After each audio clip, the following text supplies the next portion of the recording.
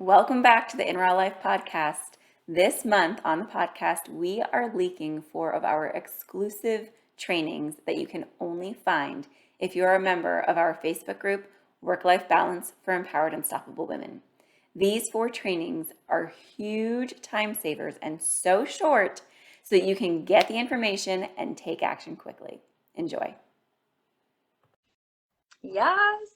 So today we are talking about getting it all done when poop hits the fan, essentially, is what we were marketing it as. But the main thing that we want to give you today is the only 2 things that you need to get through your day when everything goes wrong, when everything seems to be like, when life is throwing you the hard stuff, which is actually really funny because I want to say, the podcast episode that comes out today, we did not even plan this, but it kind of goes in the same theme. So after this, if you want more, go check out the podcast. It's an interview with one of our good friends, and she gives you how she's lived through life, a life of poop hitting the fan. So anyway, yeah.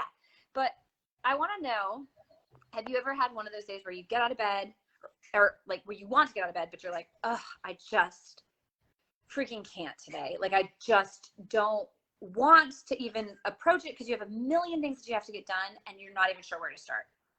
Or you hop out of bed and you're like, all right, I'm feeling good today. Today's gonna be a good day.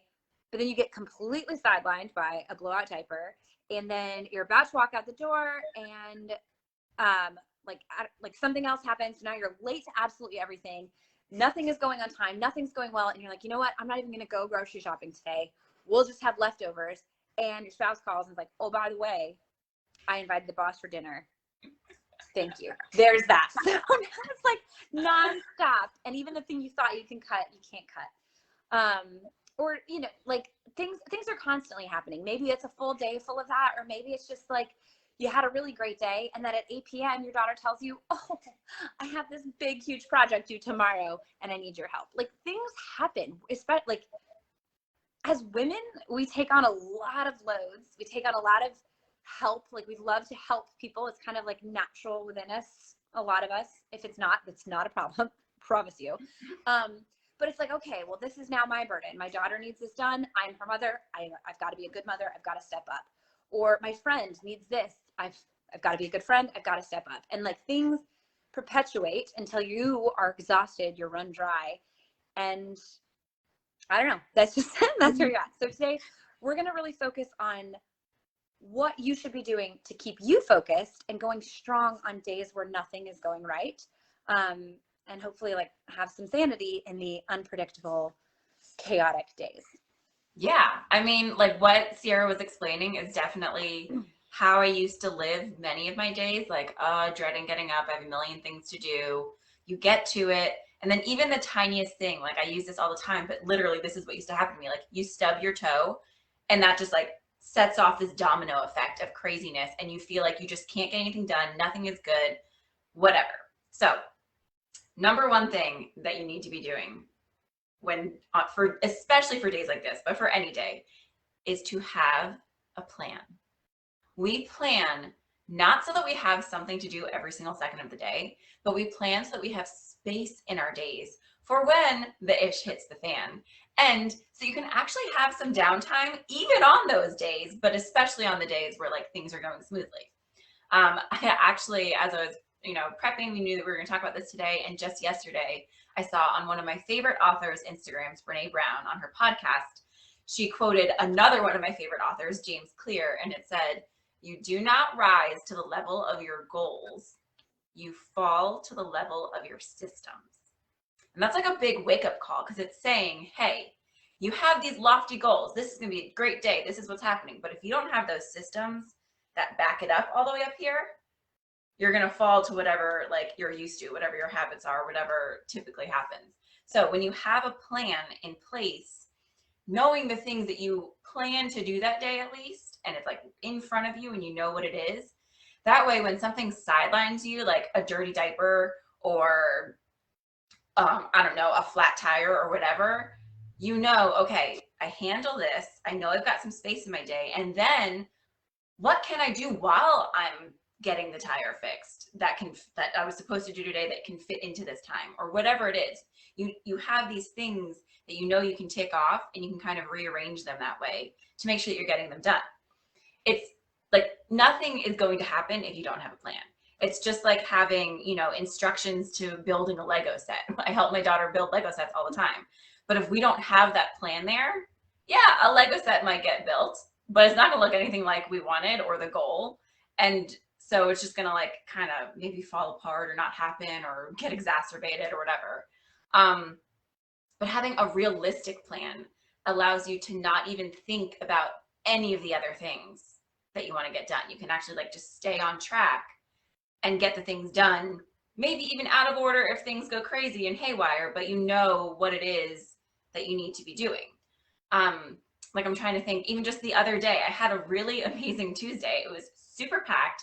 A few things came at me out of nowhere. Some things that I was nervous about, but like I even posted a picture about it the other day. Like I checked so many things off. I got to go do some holiday shopping. I got all of my work done for my day job and for our business. I had 2 different phone conversations. I connected with 5 new people. All of that. But at the same time, my one toilet in our house when I work from home got clogged up and was not wanting to get fixed. So I was like doing that in between all the things. And then like the dog gets into the garbage, but I was fine because I had my plan and I knew what to take off. And I even still had that beautiful white unicorn space at the end of the day to be like, wow, I did all that. And now I can relax.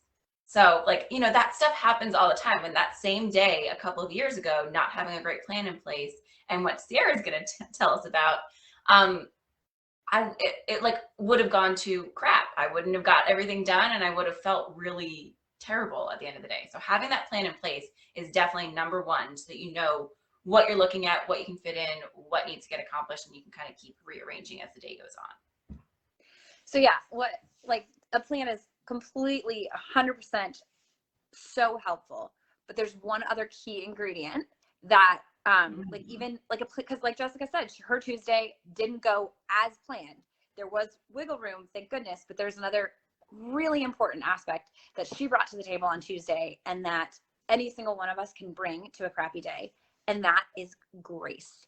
It's all about the way that you like the way you're thinking about your day, the way you're approaching your day, and the way you give grace on yourself. So I remember like back in my day, back a few years ago, like how there's ugly crying. Well, for me, it's ugly yelling. If I am stressed to the max and nothing's going to plan and I'm really, really late, it would be like, I would just get so angry at the kids, the dog, the husband, like whether they deserved it or not. I mean, even if they did deserve it a little, they didn't deserve the level of like rude that I was giving them, because it was angry. It was hateful. And oh, when I think back to that, it just like makes me cringe that I would ever speak to anybody like that, let alone the people that I love so much. So, but I think like we've all been there. I think, stress induces emotion, and it doesn't induce the pretty emotions. So whether it's ugly crying or ugly anger, ugly yelling, whatever it is, the way to really flip that dialogue in your head and in your life is through grace. So I think that grace is the ability to pour immense amount of love in places that it doesn't necessarily deserve to be. So you can give yourself, or you can give your kids and your husband and your dog grace, even when they're acting crazy. You can still love them in that spot. You can also give it to yourself, which is huge. If you're not giving yourself grace, then you're just going to be mad at yourself. And then it's a trickle down effect where you're going to take it out on others.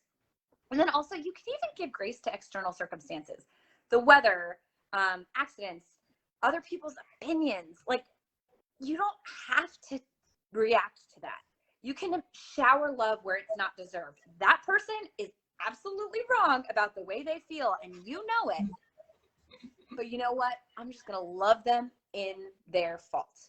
Because a lack of grace is like, honestly, what's causing so much division in our country right now. If we just freaking loved each other through how crazy some of the people are out there, and I'm not saying either side, like all sides, if when we're intense, we just get more intense. But if we love each other and show grace, oh, it goes a long way. Anyway, it's also, it's really hard to focus on, it's hard to have a good day when you're only dwelling on the negative things, right? You're thinking like, oh, there it goes again.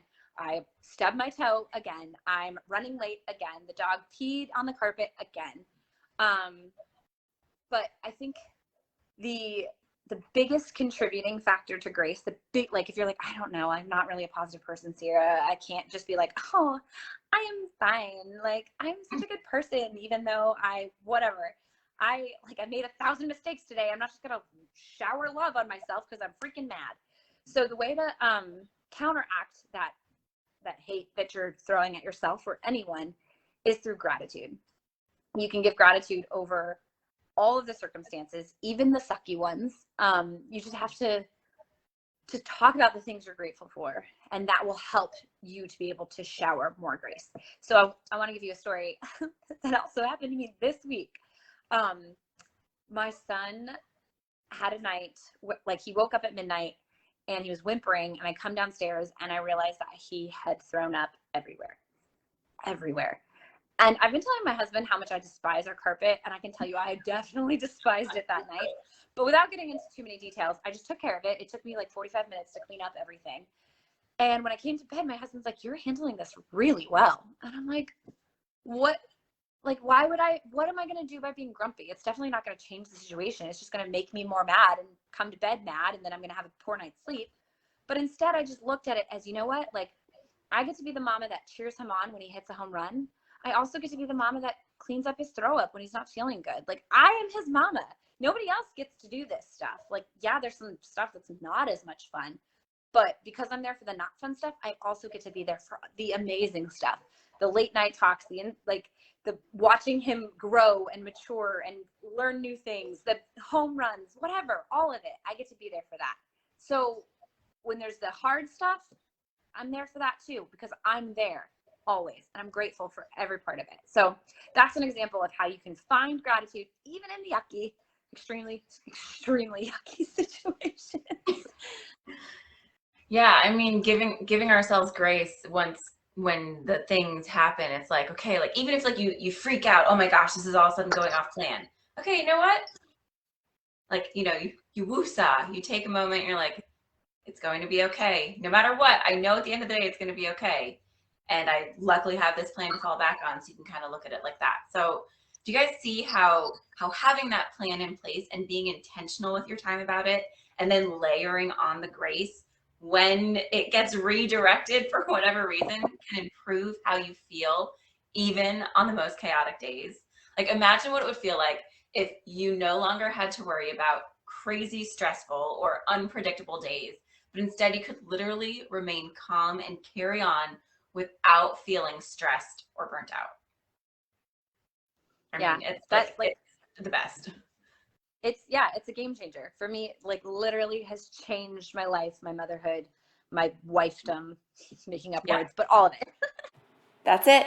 Thanks for joining us this week. Again, you can find us on Facebook, Work-Life Balance for Empowered Unstoppable Women. And if you would like to join because you would like to be that person, or you would like to be surrounded by those people, or you are one of those people, make sure that you click the link in the notes and you can join us there every single week for a new training.